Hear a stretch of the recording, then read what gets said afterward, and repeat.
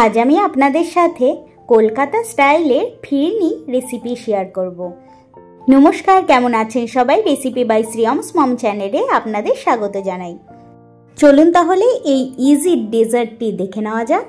এর জন্য আমি প্রথমে গোবিন্দভোগ চালকে ভিজিয়ে রেখেছিলাম। আপনারা যদি চান অবশ্যই বাসমতি চাল দিয়েও করতে পারেন। সাধারণত বাসমতি চাল দিয়েই হয়ে থাকে, তো আমার কাছে গোবিন্দভোগ চালটি ছিল আর চালটি অপূর্ব সুন্দর গন্ধের, সে কারণে এই চাল দিয়েও হয় সেটি দেখাচ্ছিলাম।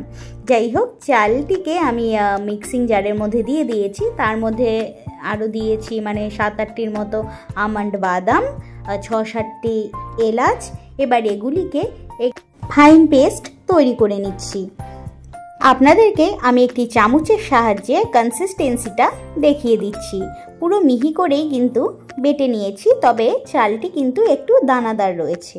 যাই হোক, এবারে একটি কড়াইয়ের মধ্যে আমি 500-র মতো দুধকে প্রথমে ভালো মতো ফুটিয়ে নেব। অবশ্যই করে দুধটিকে কিন্তু জাল দেওয়ার মাধ্যমে একটু ক্ষীর মতো করে নিতে হবে, তাহলে একটি সুন্দর স্মেল বেরিয়ে আসবে। দুধটি যখন হালকা গরম হয়ে আসবে তার মধ্যে মিল্ক পাউডার অ্যাড করছি। এই ফিরনি কিন্তু সাধারণত বিরিয়ানির পরে যেই হালকা মিষ্টির ডেজার্টটি হয় সেটি, তবে পোলাও আরও বিভিন্ন রকমের রেসিপি যেগুলো বিরিয়ানি রিলেটেড যেগুলো হয়, তারপরে যদি এই ফিরনি পাওয়া যায় তাহলে কিন্তু খাওয়াটি পুরো জমে যায়। অ্যাকচুয়ালি এগুলিরই ডেজার্ট এই ফিরনি, হালকা মিষ্টি, হালকা কালারের, ব্যাস দারুণ। যাই হোক, এবারে দুধ তো আমাদের সম্পূর্ণ ফুটে উঠেছে। এর মধ্যে হালকা একটু স্যাফরান কালার আমি মিশিয়ে দিয়েছি, জাস্ট হালকা কালারের জন্য। তবে আপনারা যদি চান সাদাও রাখতে পারেন, কোনো সমস্যা নেই। তো দুধ সম্পূর্ণ টকবক করে ফুটে যাচ্ছে। এর মধ্যে এবারে যে চাল বাটা চাল বাদামের যে পেস্টটি ছিল সেটিকে দিয়ে ভালো মতো নাড়িয়ে নিতে হবে। নাড়ানো কিন্তু থামানো যাবে না, তাহলে দলা দলা পেকে যেতে পারে। সেই কারণে ভালো মতো নাড়িয়ে যেতে হবে আর কন্টিনিউ নাড়িয়েই যেতে হবে। তো সমস্ত মোটামুটি দুধ আমার শুকিয়ে কিন্তু ক্ষীর হয়ে গেছে, আর চালও একদম ভেতরে যেই পেস্টটি ছিল সেটাও পুরো সেদ্ধ হয়ে গেছে। পুরো ক্রিমি একটা টেক্সচার তৈরি হয়েছে।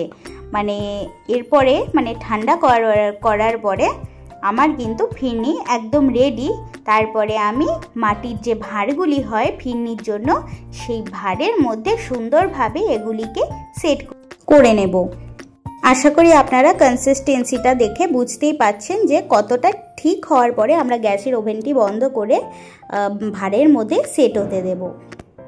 বিশেষ কিছু লাগছে না, সামান্য কিছু উপকরণ ঘরে যেগুলো রয়ে থাকে সেগুলো দিয়েই কিন্তু ইজিলি ফিরনি তৈরি করে নেওয়া যায়। তবে হ্যাঁ, আপনারা যদি এখানে বাদাম না দিতে চান দেবেন না, কোনো সমস্যা নেই। শুধু চাল, দুধ আর এলাচটা একটু দেবেন ফ্লেভারের জন্য, আর কালার হলেই যথেষ্ট।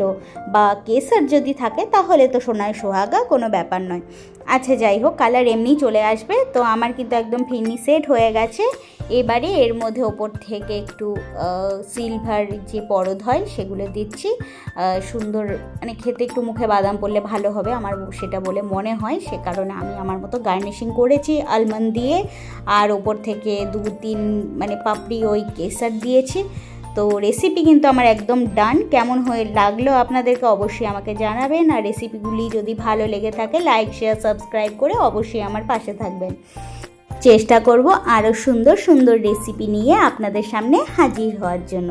ততক্ষণের জন্য টাটা, বাই বাই, সবাই ভালো থাকবেন।